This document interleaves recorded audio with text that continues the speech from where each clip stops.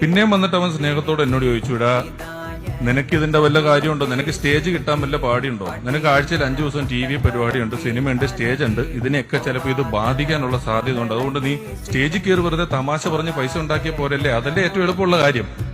ഞാൻ പറഞ്ഞു, അതിനും വലിയ വെല്ലുവിളി നേരിടുന്ന ഒരു സമയമാണിത്.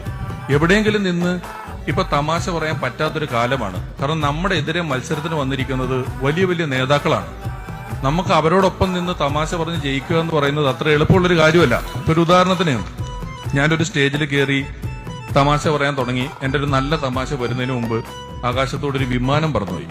ആൾക്കാരെല്ലാം പൊട്ടി ചിരിക്കാൻ തുടങ്ങി വിമാനം കണ്ടപ്പോൾ. ഞാൻ ഓർത്തു, ഇനി പണ്ട് വിമാനത്താവളത്തിനെതിരെ നടത്തിയ വല്ല സമരത്തെക്കുറിച്ച് ഓർത്തൊക്കെ ആയിരിക്കും ഇവര് ചിരിക്കുന്നത്. അല്ലാതെ എന്താണ് ഇപ്പൊ വിമാനം കണ്ടാൽ ഇത്ര ചിരിക്കാനുള്ളത്? നോക്കിയപ്പോ അത് താണു പറക്കുന്ന വിമാനമാണോ, നോക്കുമ്പോ അതിൽ ഇൻഡിഗോ എന്ന് എഴുതി വെച്ചിട്ടുണ്ട്.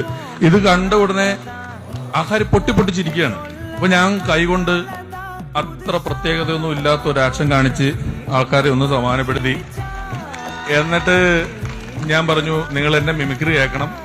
ഞാൻ ആദ്യമായിട്ട് ഒരു ട്രെയിനിന്റെ ശബ്ദം അനുകരിക്കാൻ പോവാണെന്ന് പറഞ്ഞു. ട്രെയിൻ കേട്ട ഉടനെ ഇവര് പിന്നെയും ചിരിക്കാൻ തുടങ്ങി ആൾക്കാർ. ഞാൻ പറഞ്ഞു, നില്ല, ഇത് ഒറിജിനലായിട്ട് എന്റെ ട്രെയിനിന്റെ ശബ്ദം അനുകരിക്കാനുണ്ട്. അവര് സമ്മതിച്ചില്ല, അവര് ചിരി നിർത്തുന്നില്ല. അപ്പൊ ഞാൻ അവരോട് പറഞ്ഞു, നിങ്ങള് ഇപ്പം ചിരിക്കണ്ട, ഞാനൊരു തമാശ പറയും, അപ്പം ചിരിച്ചാ മതി എന്ന് പറഞ്ഞു. അപ്പം എന്ന് കേട്ട ഉടനെ ഇവര് പിന്നെയും ചിരിക്കാൻ തുടങ്ങി. നമുക്ക് എന്തെങ്കിലും ഒന്ന് പറയാൻ പറ്റണ്ടേ? ഒരു സ്ഥലത്ത് പോയി നമുക്ക് എന്തെങ്കിലും പറഞ്ഞാലല്ലേ ചിരിപ്പിക്കാൻ പറ്റുള്ളൂ. ഞാൻ പറഞ്ഞു, ഞാൻ അത്തരത്തിൽ ഞങ്ങളുടെ മേഖലയിൽ ടൈറ്റ് കോമ്പറ്റീഷൻ നടക്കുകയാണ്.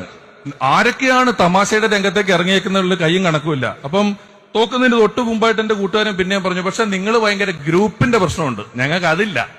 ഞാൻ ചോദിച്ചു, എന്താണ്? അല്ല, നിങ്ങൾക്ക് A ഗ്രൂപ്പ് ഉണ്ട്, നിങ്ങൾക്ക് I ഗ്രൂപ്പ് ഉണ്ട്, ഇവര് തമ്മിൽ ഭയങ്കര പ്രശ്നങ്ങളാണ്. ഞാൻ പറഞ്ഞു, കുഴപ്പമില്ല, രണ്ടായാലും ഈ Aയും Iയും കൂടെ ചേർത്ത് വെച്ചുകൊണ്ട് ഒരു ക്യാമറ വെച്ചപ്പോൾ ഉണ്ടായത്ര പ്രശ്നമൊന്നുള്ളൂ. Aയും Iയും തമ്മിൽ ഇവിടെ ഇല്ല. ഈ ഒരു ഒറ്റ ഗ്രൂപ്പിലാണ് ഏറ്റവും കൂടുതൽ പ്രശ്നം ഉണ്ടായിരിക്കുന്നത്. അത്രയും